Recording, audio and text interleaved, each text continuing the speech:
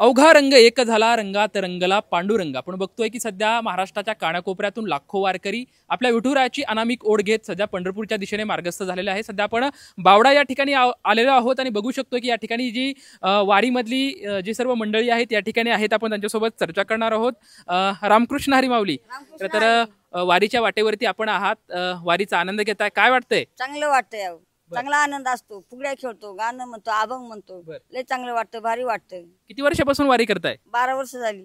12 वर्ष झालं वारी करताय। आता एवढं वय आहे तरी एकदम तरुणांना यावाच वाटतं, जावाच वाटतं पंढरीला, पांडुरंगाला भेटायला। बरं, काय आवडतं? पंढरपूरचा पांडुरंग भेटतो का? भेटतो।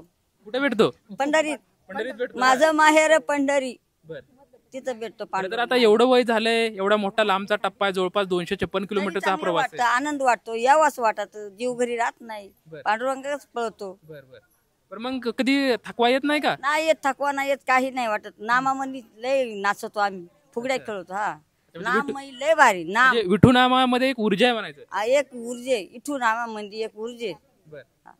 म्हणजे आता गावाकडं पाऊस पाणी झाले, पेरणी झाले असत्या, तिकडची काय चिंता विंता वाटते का? नाही, काही नाही, गावाकडली काही चिंता नाही वाटत, काही ध्यानात नाहीत, मनात नाही, काही नाही। सगळं पांडुरंगा का मन कव्हा मिळत होते, हरी नामाचा कव्हा गजर होतोय असं वाटतं।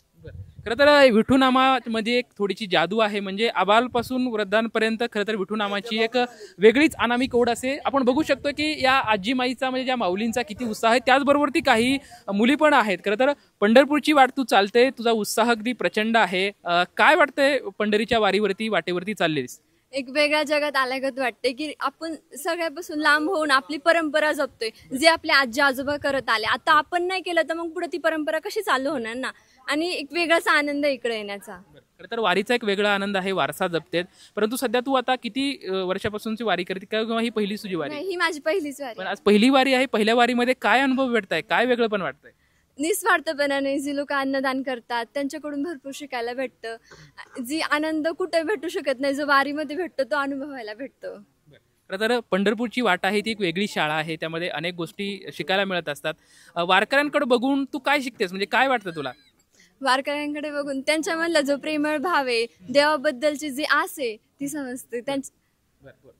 खरं तर आपण बघतोय की सध्या समाजामध्ये जातीभेद, जातपात अशा गोष्टी खूप असतात। म्हणजे आता तू शाळेमध्ये शिकतेस, तुला साऱ्या गोष्टी माहीत असतील, परंतु ज्या वेळेस आता वारीमध्ये येतेस त्यावेळेस सर्व भाव गोष्टीहून एक समतेचा, एक वैष्णव धर्म या ठिकाणी पाहायला मिळतो। तर त्या सर्व गोष्टीवरती तुला काय वाटतं की सर्वांना माऊली माऊली असं म्हटलं जातं? हा, कारण की आपण म्हणजे जर वारीत नसून तर सगळीकडे जात धर्म पाळला जातो, पण इथे अजिबात कोणत्याही प्रकारचा जात धर्म पाळला जात नाही, किंवा कोणी श्रीमंत आहे गरीब आहे, इथं आपले माऊली म्हणून म्हणजे वय पण नाही ते मानलं जात, इथं सगळ्यांना समान दर्जा दिला जातो। कुठल्या गावावरून आलीस? मी कोरेगाव, खेड तालुक्यातून।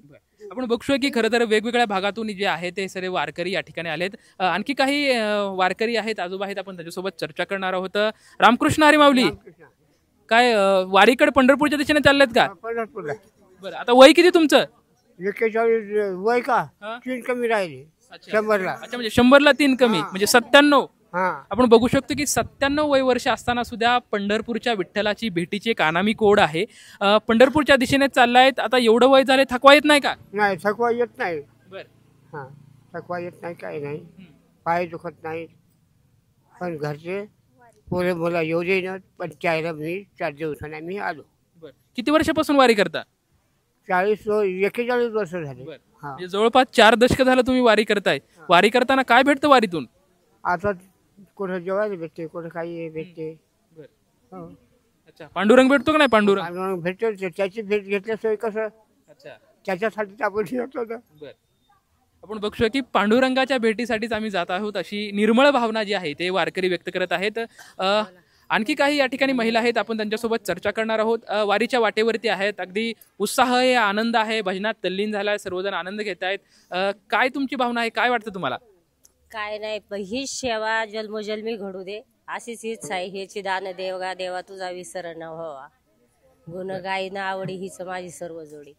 मग त्याच्यामुळं वडच लागती वारीची, घरी काही बी होऊ दे, ध्यान होत नाही, काय नाही। पावसात त्याच्यात रमत गमत आणि भारी वाटतं, सगळं गणगोत इकडंच भेटतं असं वाटतं।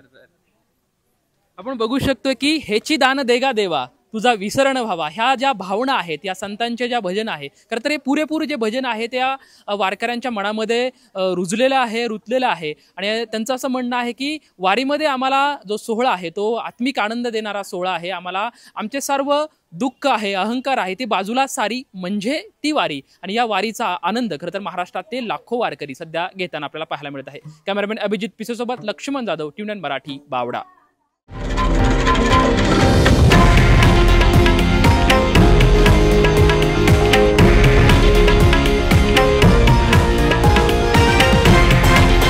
हे आहे देशातील नंबर 1 न्यूज नेटवर्क आणि आपण पाहत आहात TV9 मराठी, एकमेव.